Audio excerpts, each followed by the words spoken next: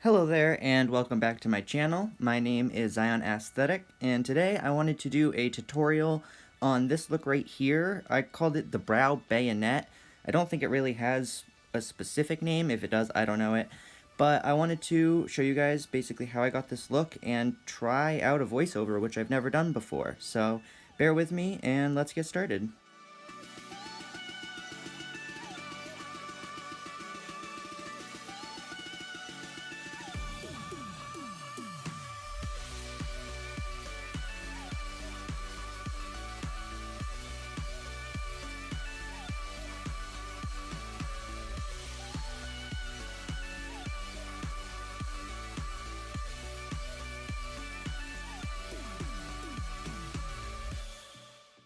So first off here, I started on the eyes. I always start on like the brows and the eyes no matter what look I'm doing, just because, I don't know, fallout and stuff. It's just sort of become habit. But here I am, I'm using Fit Me Concealer from Maybelline, which is one of my favorites to carve out my brows with. And a little crown brush that I got in one of my boxy charms just to make sure it's all smoothed out. You do want to make sure to carve out the brows in this look just because you're really outlining the brows and accentuating the brows, and so you want to make sure that they look really crisp and clean and amazing. So that's just what I'm doing here. I wanted to make sure to do the tops and the bottom, get them all good. Then I'm going to grab some primer. This is the Smashbox 24-Hour Photo Finish Primer, and just press that a little bit onto the lid and above the eyebrow. I'm not going right where I put that concealer because I don't want it moved around too much. Just sort of get everything around it prepped for the shadows that we're about to go in with. And then I grabbed my Art palette. This is the Neutral Mattes one. This is my favorite. It's the only one I have picked up myself, but just for the color schemes it looks great. And I grabbed a white just to set everything. You want to make sure that you have a good base for the shadows to go onto later and to blend, even if you're doing eyeshadow way above your eyebrow and not on the lid like, you know, normal people do. And then back in the Art palette, I grabbed the beige shade all the way in the top left corner of the palette, and then started applying that kind of like I would a crease color. This one you want to really make sure is blown out and very blended. This is going to be sort of the transition for the look, and it's going to be the color that is furthest out from the center of the brow, so you want it to look closest to your skin color as possible for all the colors that you're using in the look. And then I'm going to jump down on the same brush. This is a Wayne Goss number 3 brush, by the way. I'll link everything I'm using down in the description bar. But on that same brush, I grabbed a darker orange, and I sort of applied it in the same place that I did that beige, but just a little bit more pointedly. I didn't want to blow it out quite as much, just to define that transition shade, basically. And then on a different brush, this is one that I got out of the Tarte palette with Graveyard Girl. What was that called? The Swamp Queen palette. So with that brush, just because it's a little bit more pinched, it's tapered, you can have a little bit more precision, I went to work with a darker shade and just, you know, continued that gradient. I want it to be darkest right next to the brow, sort of where that outline is, and then lightest further out where we put the beige and the orange before we did this. So now you can see sort of the shape is kind of forming. You have to be really careful not to deposit any shadow over that line right next to your brow, because that's the one you want to keep clean, that's the one you want to keep precise. And now grabbing my little liner and detail brush from Anastasia Beverly Hills on that super dark brown, I'm going to very carefully and slowly outline just that outline of the brow. You want to go very slow at this part. This part you need to be the most precise in this entire look, for sure. As you can see, I'm kind of just taking very minuscule amounts and depositing them onto the line just to make sure that it is all very perfect and symmetrical and geometric, because that's sort of the look that we're going for today. And then on that same little brush, I just took a little bit more of that same dark brown shade and used it to sort of, I don't know, like blend out that line, I guess is the best way to describe it, because it was a very harsh dark brown line right in the center, and I wanted to get it all buffed out, so I filled it in with a little more brown, and then I hopped onto one of my MAC brushes and made sure everything was blended out, because you want it to have that beautiful gradient especially because it's in such a visible place on your face. Here is both of the eyebrows done. Did a little jump cut there, I guess. Ooh, what am I doing? Trying to look cute. I don't know if it's working. Now I am pondering my life while I shake up some foundation. I looked a little bit worried there. This is the Makeup Forever Ultra HD Liquid Foundation. A bunch of people love this foundation. It's supposed to be really, really good for camera and pictures and all of that stuff. That's why it's called Ultra HD. It's supposed to be good in HD technology. Uh-oh, looks like I'm running out.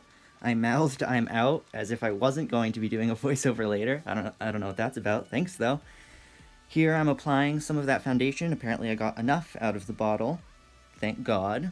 To you know, apply to my face. So that's what I'm doing here. Bouncing the Beauty Blender around. I didn't use any brushes for this foundation. I found it's really sort of fluid and it's not too thick or creamy, so I just like to go in straight up with my Beauty Blender. I've also found that you get a really nice finish with this when you just go in with the Beauty Blender.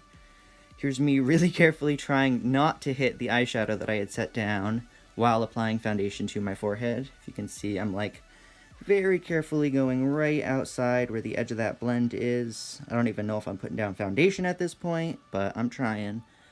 Now for concealer, just to conceal the face, I'm using my Tarte Shape Tape Concealer here in Fair Neutral, which is actually too light for me. So I'm adding in my Born This Way concealer. I don't know why I'm not showing you guys these. I'm supposed to be holding them up. But I'm using my Born This Way concealer, which is actually in a shade too dark for me. So you can see there I've got a little speckled thing going on. And I'm going to try to blend that into the right shade on my face. And hopefully it works. Blend up into the corners, blend everything out. It's looking a little white and pasty from here. So, yeah, it's still white and pasty. Okay, so I throw a little bit more of the Born This Way concealer on top, just to make sure it sort of looks correct on my skin. You know, you don't want any catastrophes later. Here I am. I think I am setting my face. Yes, I'm setting my face with some RCMA powder, and then I'm just blending that directly into the skin right after I apply it with my Beauty Blender. A lot of people love to bake. I personally don't like to leave the powder on my face for too long. Just, I don't know, I feel like it sort of makes my skin look a little bit dry and powdery. And then I'm going to hop into my Giorgio Armani, what is this? Luminous Silk Compact, I think is what it's called. I don't know the exact name, I just don't remember it, but this is one of my favorite foundations ever, especially for a powder foundation. So I'm going to hop onto my Artis Oval 6 brush and start applying that onto my face to help set the face. Just in all the places where I don't want to be highlighted. You don't want to put that sort of powder foundation under your eyes or anything. I usually keep translucent powder for that. Whoa. Hi? Where'd you go? I popped up just for a second there. Okay, I'm back. Now I'm in the Kevyn Aucoin Sculpting Powder. This is in the shade Medium, and just with another crown brush, giant fan brush, I am applying that to my cheeks. I love this fan brush. I got it in a BoxyCharm a little while ago. I think I talk about it in one of my recent videos. If I can find that, I'll link it. But I love this for my contour just because it creates a really sort of natural but straight line. Ugh, it's just beautiful. And now I'm contouring my nose using another Artis brush. This is the Artis Circle brush. I love this for contouring my nose. I have literally tried so many different types of brushes for contouring my nose, and this is the only one I found that like really solidly just works easily every time. And then I like to hop onto another brush after I contour my nose and just buff it all out just to make sure nothing looks too harsh, because y'all know what it looks like when you've left a nose contour too harsh and it's just, you know, all that brown. You don't need that in your face. So you just smooth that out, get it looking pretty. Then I'm going to hop into my Butter Bronzer, which is a brand new product for me. I just bought this at my local drugstore. So this is like my first or second time ever using it. It's fantastic from what I've seen so far. I got light bronzer because I love sort of lighter shaded bronzers, and then I can build them up if I need to, and the color of this one was just great. I'm also using my Hoola bronzing brush to apply that. Get some under the chin. Make sure everything is looking snatched. You don't want anything to look out of place. And then, actually, right along those same lines of making sure nothing's out of place, I like to put a little bit of translucent powder right below my contour and apparently on my plug when I've finished with the contour and the bronzing and stuff just to get a really crisp, perfect line under that contour. Make sure they're even. That's what I'm doing here. And then I'm hopping into my Becca blush. This one's in the shade Wild Honey, which is so beautiful. It definitely doesn't pack like a pop of pink or anything like that. It's very, very, very neutral, but I love to wear it with certain eye looks, and I figured today would be a great day to wear it because the eye look was so neutral, and I sort of wanted to have that like monochrome neutral thing going on, you know, like think Rihanna at the Met Gala this year in pink. Her whole face and cheeks were pink. That's me, only with neutrals. So here I am applying highlight. I do not know why I decided not to show you guys the highlight that I was using because, like, highlight, god damn it. But this is the Ofra highlighter in Rodeo Drive. It's my new favorite highlighter. I use it, like, obsessively every day. I haven't found a highlighter before or since I got this one that packs as powerful of a punch as it does, but doesn't have that, like, super metallic, unnatural look. It's very, very beautiful and natural. Oh, apparently I'm doing a little slow-mo. Trying to show you guys this highlight, show you how snatched it is. Yes, get it. Okay, now I'm putting on some lashes. Apparently there's only one lash in there, but these are Sydney by Lily Lashes. I love these. They're very fluttery. I'm blowing on my lashes. I shouldn't do that. Nope, nope, nope. I'm telling you not to do that. Ooh, look at that look. Ooh, he's angry. Okay, now I'm going to try to apply these lashes, even though I just blew on them and got very upset at myself and you for doing that. Still going to put them on anyway, so here I am trying to push these on. They're very fluffy, very beautiful, giant. I just love them. I love Lily Lashes because they're very thin and sort of wispy, but they're big enough to be dramatic, so it's sort of like the best of both worlds. So here I am trying to get that on, struggling a little bit.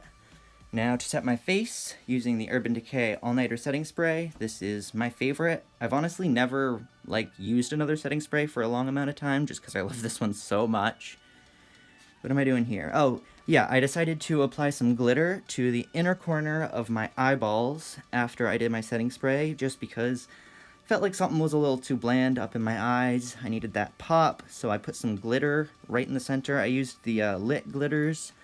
I don't remember which one exactly, but that goddamn beautiful one that you can see.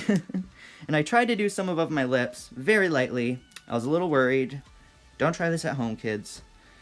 Now I'm lining my lips with the Bite Beauty lip pencil. They just came out with these a couple months ago. I have a couple, and I freaking love them. They remind me of the MAC lip pencils, but just a little bit more creamy. But they still have that same, like, level of waxiness, so they're really good. Then I'm going to hop into Androgyny from Jeffree Star. This is my favorite Jeffree Star shade, and I thought that it would look really good with this look because it's sort of got that neutral, mauve-y sort of tone going on, and I thought that it would be a good match. So here I am applying it, showing you guys exactly how I apply it. Maybe I should have fast-forwarded this part a little bit because I'm sure all of you guys know how to apply liquid lipstick at this point, but if you don't, I guess I'm giving you a little show, a little tutorial, you know, tutorial within the tutorial. Looking up at it, making sure it's all even. Okay. Now I'm going to apply some of the Abstract lipstick from Urban Decay. This is from their brand new collaboration or collection with Basquiat. I just did a video on this whole collection, or at least what I bought from it. It's the last video I did, actually, so I'll link that down below. Go watch it. I think I did a pretty good job, so yeah. So anyway, there is that. I'm trying to lighten up the center of my lips, give my lips a little bit of contour. There I am, trying to get it to work. Looks a little good. Yeah, I got it. Okay. Now I'm trying to get myself set up, get my hair fixed, get everything working for the last shots, the beauty shots. Ooh, look at that work. Ooh. Oh, a little bit slow motion. Not as slow motion as before, but just a little bit slow motion. Here we go. Show you guys my whole look. Ooh, I'm feeling myself. Alright, anyway, that is the end of this whole tutorial. I hope you guys liked it. I hope you guys liked my voiceover-ness. I've never done this before, but I wanted to give you guys a tutorial for this look on YouTube where I actually talk you guys through and not just like a minute-long one on Instagram where you just kind of see what I do. So I figured I'd try a voiceover. Let me know if you guys hate it. Let me know if it made you cry and never want to see me again, or if you guys don't mind it, because it is very, very quick and easy for me to edit these types of videos. So if you guys are interested, you know, let me know in the comments. Let me know what you think. Also, let me know what you think of this look. I thought it was really, really cool. I was actually inspired by an artist on Instagram named Alexa Link for this look. She does a bunch of really cool sort of geometric brow looks. So I will also link her page down in the description, probably do a little pop-up on the screen so you guys can go check her out if you want. She is so talented. And other than that, that's pretty much it. If you guys liked this video, please don't forget to like and subscribe. I come out with new videos every single week. So if you want to see that, do that. Also, I have a bunch of other social networking accounts, all zzionaesthetic with 2 Z's, same as I am here, so you can check those out. Other than that, I hope you are having a wonderful day wherever you are, and I hope to catch you on the next one. Bye!